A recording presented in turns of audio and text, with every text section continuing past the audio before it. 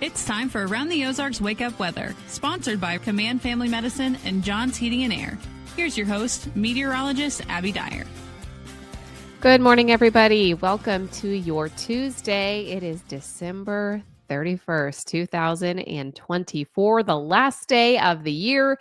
And I guess at least first, I want to give you a sincere thanks for listening to Around the Ozarks Wake Up Weather here in 2024, whether you're listening on the website, on the app, on Facebook, or on aroundtheozarks.com or from the Around the Ozarks app.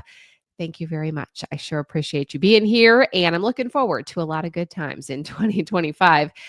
There's going to be a lot of weather to talk about in 25. The new year shaping up to be very active and very cold across the Ozarks. We're getting a bit of a taste of that cool down today. Temperatures as of this morning are not so bad. In fact, most are above freezing, mid and upper 30s across the Ozarks as of 5 a.m., but things are going to change for us, and we have much colder temperatures in place. Of course, last night, that cold front came through, windy as it did, and temperatures, well, they're going to be much cooler behind this frontal boundary. We're talking about numbers that stay in the low 40s for highs. However, factor in a wind at 35 miles an hour, maybe some isolated gusts to 40, and it is going to feel really cold today. We're talking about temperatures feeling closer to freezing, even though actual numbers may be in the 40s. Active weather for much of the Northeast across the region today, and colder air is set to continue to pool into the Ozarks and much of the country as we head into later parts of the 7-day forecast. Today, we'll see high winds gusting to 35 miles an hour, cooler to near average temperatures for the remainder of this work week. And then the weekend looks kind of interesting. We'll get to that in just a second. Today, what I'm expecting is highs in the 40s. Tomorrow, to start the new year, there may be some places that only stay in the upper 30s. Morning wind chills on Wednesday for the new year. If you're not off work, you're getting up early, keep in mind wind chill values are going to be in the mid-teens. If you get to stay home, consider yourself lucky because it's kind of a rude awakening there for the start of 2025. That may be some foreshadowing too for the month of January. It's looking cold on the whole. In fact, the long range models are really indicating that we will see some cooler weather, especially as we head into the second week of January. Today, we have temperatures that are in the 40s, but we're going to be pretty chilly for the rest of the week. This is not too far off of average, but as I mentioned, when you factor in the wind chill is what's going to be pretty brutal. The next big storm system, it arrives this weekend, and I'm watching that closely. I'm talking January 4th and 5th. There could be some wintry weather. You've probably heard some rumblings of that. It's only Tuesday. It's still too early to start, talking about splitting up what kind of winter weather you can expect. At least right now, I can tell you that the possibility is there for rain, maybe sleet, maybe some freezing rain, maybe some snow.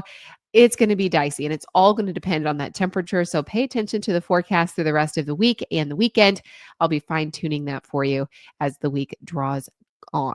I do expect that we will see some wintry weather, though, at least by Sunday of this weekend. But the real message here is that we're just remaining weather aware. Continue to monitor the forecast for updates. Consider potential travel impacts. If you have flights or something, it may be more important that you keep a really close eye on this forecast track. But it's not until Saturday night into Sunday, into early Monday of next week, that this is what we're talking about.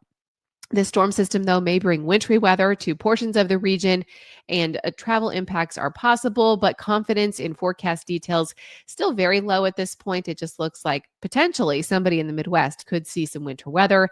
So this is just an early heads up that I may be detailing that more as the week wears on. Around the country, there's a lot of different things making headlines. One of the biggest is the critical fire weather conditions happening for the Southern Plains and portions of Southern California. Snow showers for the Great Lakes are in the forecast today. And then it's much colder for a large portion of the country. The cool down that we're experiencing here in the Ozarks is not just isolated to us. It looks like we're going to see some cooler weather everywhere. And the forecast from January 6th through 12th looks like much of the Midwest and the East Coast, in fact, are going to see temperatures well below average. Models are showing a few days of temperatures around 15 to 20 degrees below normal on average. So if models are accurate, average highs could be in the 20s and lows could be in the single digits for next week. There will also, of course, be more potential for winter weather because when the temperature drops so much, well, all that can fall from the sky is winter weather. When it's so cold, it just stays frozen. So stay tuned. We might have a fun January ahead. I say fun. I know not everyone likes the winter weather, but I do for the most part. It's difficult to forecast it. I kind of like the challenge. All right, it's time for the Around the Ozarks Wake Up Weather Brain Twister trivia question for the day. Here it is, the one that I left you with yesterday. Maybe a gimme for some of you, but maybe not for others. I don't know. The question yesterday, who was the first U.S. president born in a hospital? And the options that I gave you were A, John F. Kennedy, B, Jimmy Carter, C, Dwight D. Eisenhower, or D, Bill Clinton. Well, believe it or not, it was the man himself. A lot of headlines the last couple of days. May he rest in peace. B, Jimmy Carter. It was the first president, or he was the first president, born in October of 1924 in Plains, Georgia.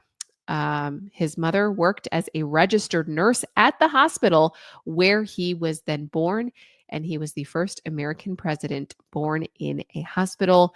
Apparently, there were a few others born at home after that, but then the last many have been born in a hospital as well. Here's the question that I'll leave you with for tomorrow. I bet some of you will be watching the ball drop tonight. How large is the Times Square New Year's Eve ball in diameter?